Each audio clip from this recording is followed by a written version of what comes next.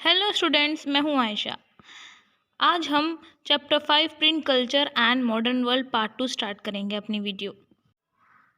Fourth topic है हमारा the reading मानिया। रीडिंग मानिया का मतलब यहाँ पे क्या है? रीडिंग मानिया का मतलब 17th और 18th सेंचुरी में काफ़ी ज़्यादा लोग बुक को रीड करने लगे, क्योंकि लिटरेसी रेट जो है यूरोप में वो काफ़ी ज़्यादा हाई हो गया। इसी वजह से है बुक भी प्रिंटेड होने लगी।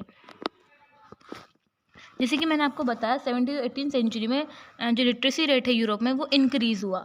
जो चर्चिज़ थे डिफरेंट डोमिनेशंस के, डोमिनेशंस मतलब एक ग्रुप होता है रिलीजियस पीपल का, उन्होंने क्या किया, स्कूल सेटअप कराया विलेजेस में पीजेंट्स और आर्टिसंस के लिए। एंड ऑफ 18th सेंचुरी में यूरोप का जो लिटरेसी रेट है वो काफ़ी ज़्यादा हाई हुआ, 60% से 80% हुआ। अब इसी वजह से क्या हुआ, काफ़ी ज़्यादा लोग दिखाई देने लगे बुक को रीड करते हुए। पीपल जो थे वो बुक को रीड करना चाहते थे और प्रिंटर्स जो है इसी वजह से काफ़ी ज़्यादा वास्ट नंबर्स में बुक को प्रोड्यूस कर रहे थे।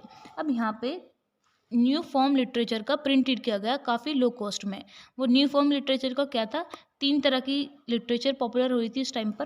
पहली थी अल्मानक। अल्मानक का है एक रिचुअल कैलेंडर है, एक तरीके से होता है ना एस्ट्रोनॉमिकल डाटा की जो भविष्यवाणी करते हैं, ठीक है, उसके बारे में। दूसरी थी चैप बुक्स। चैप बुक्स क्या होती है, एक पॉकेट साइज बुक होती है जो कि इंग्लैंड में इस शुरुआत की गई थी चैप बुक्स की। दूसरा था बिलियोथिक बेलियो। एक क्या होती है, एक चीप ब्लू कवर होता है इसका, उसमें बाउंड होती है, ये काफ़ी लो प्राइस में प्रिंटेड की जाती थी और पुअर क्वालिटी पेपर होता था उसका। ये कहाँ स्टार्ट हुई थी? फ्रांस में, ठीक है। और जो चैप बुक कहाँ हुई थी? इंग्लैंड में। चैप बुक क्या था, एक पॉकेट साइज बुक था जिससे इजीली कहीं भी ट्रैवल करके पढ़ सकते हैं। प्रेस जो है वो डेवलप्ड हुई अर्ली 18th सेंचुरी में। अब प्रेस में क्या होता था, कंबाइन करती थी वो इन्फॉर्मेशन करंट अफेयर्स के बारे में। न्यूज़पेपर और जर्नल से वो इन्फॉर्मेशन कैरिड करती थी वॉर्स और ट्रेड के बारे में, और जितने भी डेवलपमेंट होते थे अदर प्लेसेस में उनके बारे में जो सारी इन्फॉर्मेशन थी वो न्यूज़पेपर और जर्नल्स में आती थी। सिमिलरली जितने भी आइडियाज़ थे साइंटिफिक और फिलोसफर्स के, वो भी इस टाइम पर काफ़ी इंपॉर्टेंट थे, लोग कॉमन पीपल थे उनको पढ़ रहे थे। एंशियंट और मेडिवल साइंटिस्ट टेक्स्ट जो थे उनको कंपाइल किया जा रहा था और पब्लिश किया जा रहा था मैप्स और साइंटिफिक डायग्राम्स में। जैसे कि एग्जांपल ले लो, आइजैक न्यूटन, जितनी भी उनकी डिस्कवरीज थी उनको पब्लिश किया गया। जो राइटिंग्स थी थिंकर्स की, जैसे कि थॉमस पेन, वोल्टर, जीन जैक्वेज, रोशियो, इन सब की जो राइटिंग्स थी थिंकर्स की वो वाइडली प्रिंट की जा रही थी और लोग उनको पढ़ रहे थे। इनके जो आइडियाज़ थे राइटर्स के वो साइंस के बारे में होते थे, और साइंस के जो बारे में होते थे वो किस बेस्ड पे, रीजंस क्या है उनके साथ में वो भी थे, और किस रैशनैलिटी पे बेस्ड है वो भी थे, ठीक है। ये एक तरीके से पूरी इनके जो थिंकर्स थे इनकी सारी जो है प्रिंटेड किए जा रहे थे और लोग उनको प्रिफर कर रहे थे पढ़ना। मिड 18th सेंचुरी में ये कहा जा रहा था कि बुक जो है वो स्प्रेड कर रही है प्रोग्रेस को और एनलाइटमेंट को। काफ़ी लोग ये मान रहे थे कि बुक्स जो है उसने पूरे वर्ल्ड को चेंज कर दिया, एक तरीके से सोसाइटी को फ्रीडम दिला दी डेस्पोटिज्म से। डेस्पोटिज्म क्या है? डेस्पोटिज्म एक कह सकते हैं कि मोनार्कियल गवर्नमेंट है, ठीक है। एक सिस्टम है गवर्नमेंट्स का जिसमें कि एक पर्सन जो है वो इंडिविजुअल रूल करता है बिना कोई कॉन्स्टिट्यूशनल राइट्स के, तो उसको बोलते हैं मोनार्कियल गवर्नमेंट। उसी समय एक पर्सन आए, लुइस सेबेस्टियन मैर्सियर, ठीक है। ये एक नॉवेलिस्ट थे जिन्होंने प्रिंटिंग प्रेस के बारे में कुछ कहा था। क्या कहा? पहले उन्होंने कहा कि प्रिंटिंग प्रेस जो है एक मोस्ट पावरफुल इंजन है प्रोग्रेस का, ठीक है, क्योंकि इसमें पब्लिक ओपिनियन भी है जो कि दूर करती है डेस्पोटिज्म को, क्योंकि पब्लिक ओपिनियन क्या है, जो मोनार्कियल गवर्नमेंट है उसको क्रिटिसाइज करती है। दूसरा उन्होंने क्या बोला, tremble there for trends of the world tremble before the virtual writer. मतलब कि एक तरीके से उन्होंने मोनार्कियल गवर्नमेंट को बोला कि डरो, तुम डरो, जितने भी राइटर्स हैं जो लिखते हैं उनसे तुम डरो। Print culture and the French revolution. अब कुछ मैनी हिस्टोरियंस थे वो ये आर्ग्यू कर रहे थे कि प्रिंट कल्चर जो है उसी ने एक सिचुएशन क्रिएट की थी फ्रेंच रेवोल्यूशन की। तो अब हम ये देखेंगे कि क्या कोई कनेक्शन था प्रिंट कल्चर से फ्रेंच रेवोल्यूशंस का, देखते हैं। तो 3 तरह के यहाँ पर आर्ग्यूमेंट हुए, उसके बारे में हम पढ़ेंगे। पहला आर्ग्यूमेंट क्या था, जो ये कहा जा रहा था कि प्रिंट जो है उन्होंने पॉपुलराइज किया थिंकर्स के आइडिया को, ठीक है।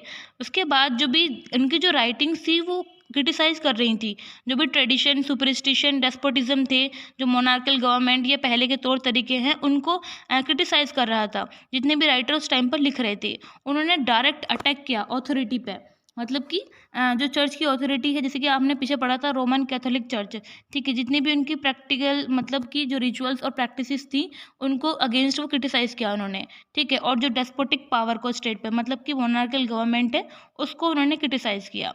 इनकी जैसे कि राइटिंग थी वोल्टर और रोशियो की, वो काफ़ी ज़्यादा लोग उसको प्रिंटेड भी हो रही थी और साथ में उसको वाइडली रीड कर रहे थे, ठीक है। और जो भी उनको रीड कर रहा था वो एक अपनी आँखों से वर्ल्ड को देख रहा था और क्वेश्चन कर रहा था, जितने भी पुराने टाइम के बिलीफ्स या फिर रिलीजियस के ऊपर जो भी गलत हो रहा था तो उन पे क्वेश्चन कर रहे थे लोग। सेकंड क्या हुआ, प्रिंट क्रिएट उसने एक न्यू कल्चर क्रिएट करा डायलॉग और डिबेट का। जितने भी लोग क्वेश्चन कर रहे थे, जैसे कि राइटर्स के जो थिंकर्स थे उनके आइडियाज़ वो अपने आगे क्रिटिसाइज़ कर रहे थे, लोग उनको पढ़ रहे थे। तो जो जितने भी बिलीफ्स और आइडियाज़ है रिचुअल्स के ऊपर लोग उन पर क्वेश्चन उठाने लगे।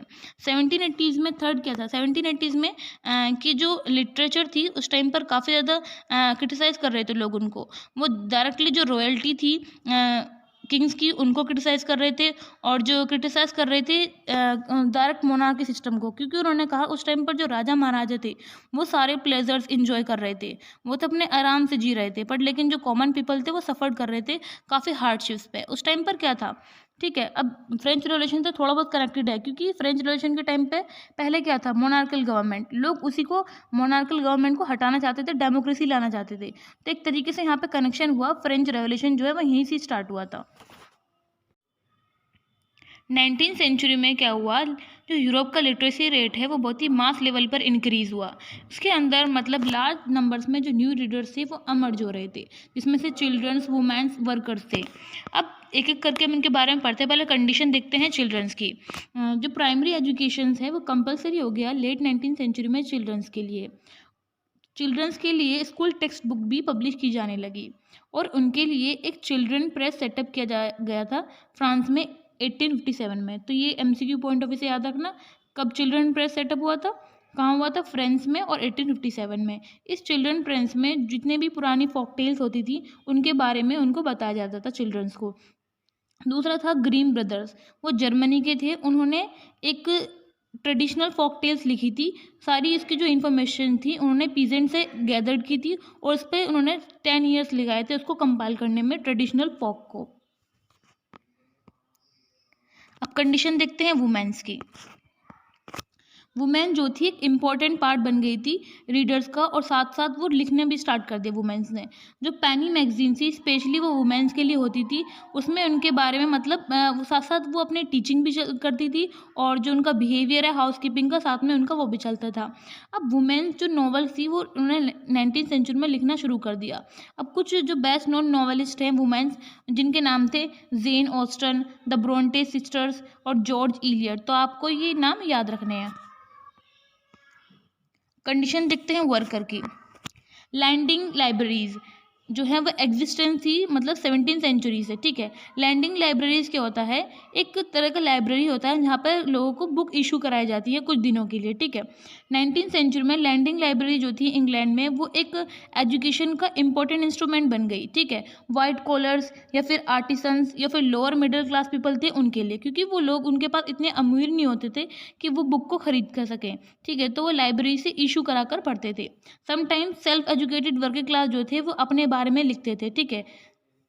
और वो जो भी लो क्लास के पीपल होते थे अपने वर्किंग डे के बाद उन्होंने क्या करते थे, वो पॉलिटिकल ट्रैक्ट्स और जो ऑटोग्राफीज थी उनके बारे में उन्होंने काफ़ी ज़्यादा लिखा अपने सेल्फ इम्प्रूवमेंट के लिए।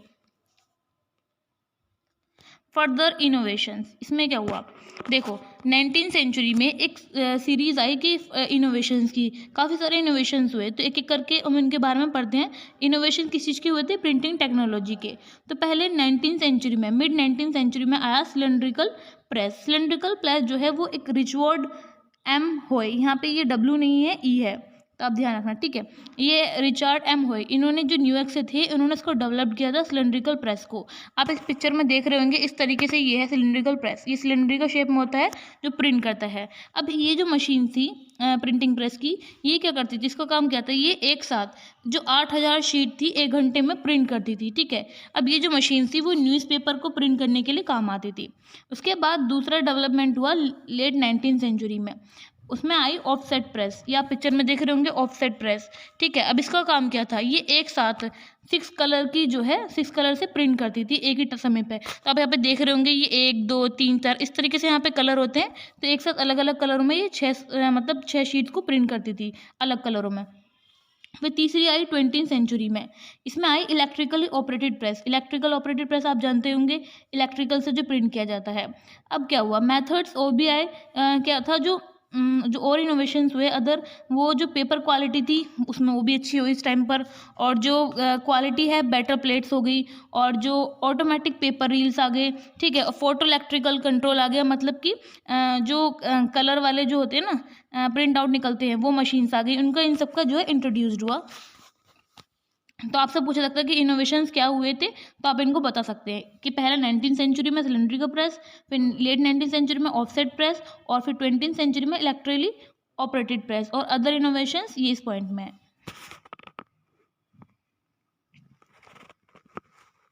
Print and publisher continuously develop new strategies. अब देखिए, अब जो प्रिंटर्स और जो पब्लिशर थे जो कंटिन्यूसली प्रिंट करे जा रहे थे, ठीक है, अब उन्होंने स्ट्रैटेजीज बनाई अपने प्रोडक्ट्स को सेल करने के लिए। पहला, ठीक है, 19वीं सेंचुरी में क्या हुआ, पीरियडिकल सीरियलाइज किया गया था, मतलब नॉवेल्स को एक तरीके से क्या हुआ, उसको सीरियलाइज लगाया गया था। क्या होता है ना कि पहला पार्ट ये है, दूसरा पार्ट ये, इस तरीके से उनको सीरियलाइज किया गया कि ये इस सेंचुरी में आई, इसके बाद इस सेंचुरी में आई, इस तरीके से उनको पूरा सीरियलाइज किया गया, जिससे क्या हुआ कि जो अब जो आगे नॉवल लिखने लगे लोग, ठीक है, एक उनको पर्टिकुलर वे मिल गया कि किस तरीके से उनको नॉवल लिखनी है। 1920s में इंग्लैंड में जो पॉपुलर वर्क था वो सोल्ड होने लगा, ठीक है, चीप सीरीज, उसका नाम था शिलिंग सीरीज। तो अब याद रखना 1920s में इंग्लैंड में क्या पॉपुलर सोल्ड हो रहा था, शिलिंग सीरीज। जो डस्ट कवर और इसको बुक जैकेट्स भी बोलते हैं, 20वीं सेंचुरी में उसका इनोवेशन हुआ, मतलब जो बुक को कवर करा जाता है, ठीक है, तो उसको बुक जैकेट और डस्ट कवर भी बोलते हैं। ग्रेट डिप्रेशन की वजह से, जैसे कि आपको पता है 1930s में ग्रेट डिप्रेशन आया था, उसमें पब्लिशर को ये डर हुआ कि उनकी जो डिप्रेशन की वजह से जो उनकी बुक खरीदने की परचेजिंग पावर है वो बिल्कुल कम ना हो जाए, डिक्लाइन ना हो जाए। तो उन्होंने इस डर से क्या किया, जो वो होते हैं ना पुअर क्वालिटी के पेपर होते हैं, तो उन पे उन्होंने प्रिंट करना स्टार्ट कर दिया, ठीक है, जिससे कि उनका लॉस ना होए। 6 टॉपिक है हमारा India and the world of print. ठीक है, अब हम देखते हैं कि इंडिया में किस तरीके से प्रिंट आया, उसके बारे में पढ़ेंगे। पहले हमने चाइना जापान के बारे में देखा था, फिर यूरोप के बारे में, अब हम देखेंगे इंडिया में किस तरीके से प्रिंट की शुरुआत हुई। Manuscript before the age of print.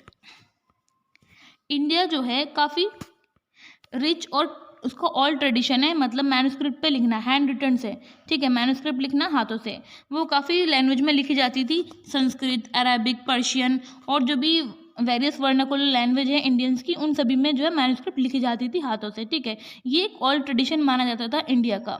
Manuscript जो थी वो कॉपीड होती थी, मतलब पहले उसको हैंड रिटन मैन्युस्क्रिप्ट लिखा जाती थी, उसके बाद उनको कॉपी करके पाम लीव्स होती थी, क्योंकि उस टाइम पर पेपर नहीं होते थे, तो पाम लीव्स होती थी एक तरीके की, उन पर लिखा जाता था। और जो पेज जो थे उसके बाद उसको ब्यूटीफुली इलस्ट्रेट भी किया जाता है, जैसे कि आप देख रहे होंगे यहाँ पे कितने अच्छे से डिज़ाइन किया गया है पेज को। उसके बाद जो मैन्युस्क्रिप्ट थी उनको लिखने के बाद एक वुडन बॉक्स होता था, उसमें उनको वो कैप्ट करके, मतलब कवर करके रखते थे। मैन्युस्क्रिप्ट जो थी वो कंटिन्यूड प्रोड्यूस हुई, मतलब कि जब तक प्रिंट की जो इंट्रोडक्शन नहीं हुआ था इंडिया में, तब तक जो है मैन्युस्क्रिप्ट भी चल रही थी। अब देखते हैं लिमिटेशंस क्या है मैन्युस्क्रिप्ट की। जैसे कि यूरोप में लिमिटेशंस थी, इसी तरीके से इंडिया में भी लोगों को ये प्रॉब्लम फेस करनी पड़ी, सेम है। तो मैं आपको फिर भी वो बता देती हूँ कि मैन्युस्क्रिप्ट जो थी वो हाईली एक्सपेंसिव और फ्रेगल थी, ठीक है, उनको केयरफुली हैंडल करना पड़ता था, और साथ में उनको ईजिली उनको रीड भी नहीं कर सकते थे, ठीक है, क्योंकि वो डिफरेंट स्टाइल्स में लिखी रहती थी। मैन्युस्क्रिप्ट जो है वो वाइडली यूज नहीं होती थी एवरीडे लाइफ में, जैसे कि हमने पहले भी पढ़ा था। इवन जब प्री कॉलोनियल बंगाल, मतलब बंगाल में जब अंग्रेज़ आए थे, उन्होंने डेवलप किए काफ़ी सारे स्कूल्स विलेजेस में, ठीक है, स्टूडेंट तभी भी उन टेक्स्ट को नहीं पढ़ पाते थे, क्योंकि वो बहुत ही डिफरेंट स्टाइल्स में और लिखी रहती थी, जिससे बच्चों को समझ नहीं आता था। टीचर्स जो थे वो डिक्टेट करते थे, जो भी पर्सन उनको पढ़ाना होता था टेक्स्ट का, वो डिक्टेट करते थे बच्चों को, और जो है बच्चे क्या करते थे, उसको राइट डाउन करते थे अपने आप। Print comes to India. अब इंडिया में कैसा आया देखो, इंडिया में पहले कहाँ पर आया ये, प्रिंट जो है, प्रिंट फर्स्ट प्रेस जो कम से पहले आया वो आया गोवा में। कौन लेकर आए थे इसको? पोर्टुगीज मिशनरीज थी, ठीक है, मिड 16th सेंचुरी में वो लेकर आए थे। तो इंडिया में ये याद रखना, पहले कहाँ पर आई थी प्रिंटिंग प्रेस? गोवा में। कौन लेकर आया था? Portuguese missionaries. 1674 में बुक जो प्रिंटेड हुई थी कोंकणी और कानडा लैंग्वेज में। फिर 1579 में कैथोलिक प्रीस्ट थे, उन्होंने प्रिंट किया फर्स्ट तमिल बुक को कोचीन में। फिर 1710 में डच प्रोटेस्टेंट थे, ठीक है, उन्होंने प्रिंट की 32 तमिल टेक्स्ट। ये सारी इंडिया में प्रिंट हुई, तो उनके बारे में ये कुछ है इंडिया वाले, तो आपको उनको पढ़ लेना अच्छे से, ठीक है। और 1713 में हुई, उसके बाद मलयालम जो लैंग्वेज है, ठीक है, उसमें प्रिंटेड की गई। फिर 1780 में जेम्स ऑगस्टस हिकी थे, उन्होंने एडिट किया बंगाली गैजेट को, ठीक है, जो कि एक वीकली मैगजीन है। तो बंगाली गैजेट क्या, उसके बारे में हम देखते हैं। एक तरीके से ये एक न्यूज़पेपर था, ठीक है, उस पर जो पब्लिश हुआ था, जो वीकली मैगजीन है, इसमें एक थॉट्स लिखी गई थी, ठीक, थॉट्स की कोटेशन बोल सकते हैं हम। A commercial paper open to all but influenced by none. मतलब कि एक ऐसा कॉमर्शियल पेपर है जो कि सभी के लिए ओपन है, किसी भी एक मतलब इन्फ्लुएंस होकर, किसी भी एक जगह से इन्फ्लुएंस होकर नहीं लिखा गया है, ठीक है। तो इसमें यह है, जो वीकली मैगजीन थी वो बंगाल को डिस्क्राइब करती थी, बंगाल गैजेट को, ठीक है, जो कि पब्लिश की थी किसने? जेम्स ऑगस्टस हिकी ने। तो आप ये याद रखना, ठीक है। ये मतलब पहला स्लोगन था फर्स्ट इंग्लिश प्रेस का, ठीक है, इंडिया में। अभी तक हमने देखा तो सारी लैंग्वेज में, मलयालम में, कोंकण, तमिल में सब पब्लिश हो रही थी ये, पर लेकिन इंग्लिश लैंग्वेज में ये पहली प्रेस थी इंडिया में जो स्लोगन इसमें पब्लिश हुआ था इंग्लिश लैंग्वेज में, ठीक है। अब ये जो है ब्रिटिश थे, उनके अगेंस्ट में कॉलोनियल गवर्नमेंट है, ठीक है, उनके जो उनका रूल है उसके अगेंस्ट में उनको क्रिटिसाइज करने के लिए लिखा गया था ये बंगाल गैजेट। अब कुछ इंडियंस थे जिन्होंने न्यूज़पेपर को पब्लिश किया था, वो फर्स्ट पहले थे जिन्होंने जो बंगाल गैजेट है वीकली मैगजीन, उसको पब्लिश किया था उन्होंने, वो थे गंगाधर भट्टाचार्य, ठीक है, जो कि बहुत क्लोज थे राम मनोहर रॉय के। जो पहले ये फर्स्ट लिखा किसने था? बंगाल गैजेट गंगाधर भट्टाचार्य ने। उसको फिर एडिट किया था किसने? जेम्स ऑगस्टस हिकी ने।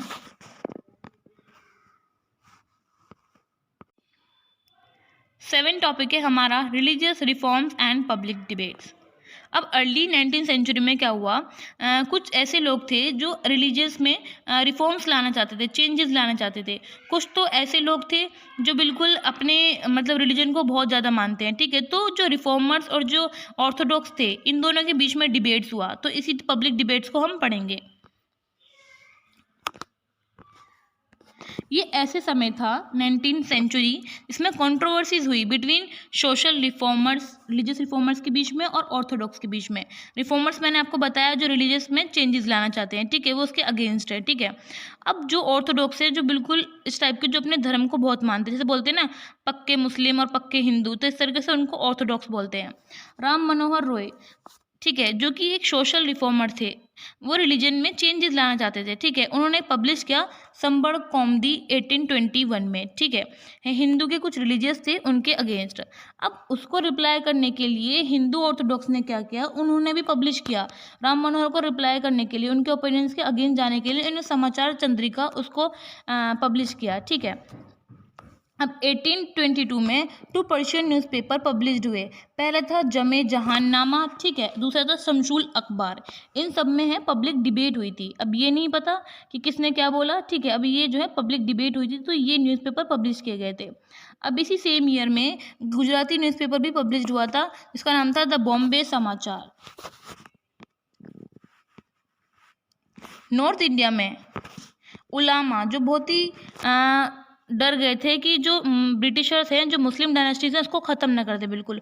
उलामा क्या होते हैं? जो एक स्कॉलर होते हैं ना, इस्लाम है उसके स्कॉलर्स को बोलते हैं उलामा, जो कि एक मतलब हेड होते हैं। शारिया जो लॉ होता है, इस्लामिक लॉ, उसके हेड होते हैं, उनको हेड बोला जाता है, जो सारे डिसीजन लेता है मुस्लिम जो पीपल होते हैं उनके लिए। अब उलामा को क्या डर था? पहला था कि जो ब्रिटिशर्स हैं, जो उनकी मुस्लिम को जो डायनेस्टीज है उनकी, वो ख़त्म ना कर दे बिल्कुल, ठीक है। और दूसरा जो उनके मुस्लिम्स के पर्सनल लॉज है वो उनको चेंज ना कर दे।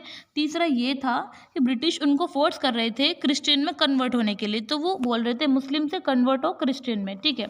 तो इस सब से डरते हुए तो उन्होंने क्या किया, इस चीज़ को कंट्रोल करने के लिए उन्होंने एक चीप लिथोग्राफिक प्रेसिस, ठीक है, उसको यूज करा। उसमें उन्होंने पब्लिक डिबेट करी ब्रिटिश के अगेंस्ट। अब यह है देवबंद सेमिनारी। देवबंद सेमिनारी क्या है यहाँ पे, देवबंद सेमिनार जो है वो फाउंडेड हुआ था 1867 में। तो याद रखना कब फाउंड हुआ था, 1867 में। इसमें क्या हुआ, जो थाउजेंड्स ऑफ फतवाज हैं वो पब्लिश किए गए, जिसमें फतवाज में जो मुस्लिम रीडर्स हैं उन्होंने बताया, पहला क्या बताया, उन्होंने दो चीज़ बताई थी।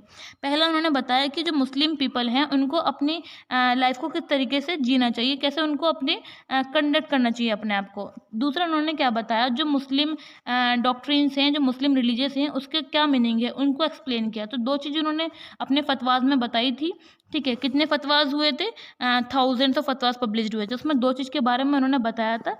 ये दो पॉइंट है, ठीक है। अब हिंदूज को देखा जाए, हिंदूज में क्या हुआ, जो प्रिंट था वो इनकरेज कर रहा था लोगों को टेक्स्ट को रीड करने के लिए, स्पेशली वर्नाकुलर लैंग्वेज में लिखे गए थे सारे ये टेक्स्ट, क्योंकि इंडियन में जो है काफ़ी सारे लैंग्वेज थे, तो सभी लैंग्वेज के लोग इनको पढ़ पा रहे थे इन प्रिंट को। जो फर्स्ट प्रिंटेड एडिशन है वो रामचरितमानस का हुआ था, जो कि तुलसीदास ने लिखा था। 16वीं सेंचुरी में ये टेक्स्ट आया था, ठीक है। रामचरितमानस जो तुलसीदास ने लिखा था, फर्स्ट एडिशन है ये हिंदू का।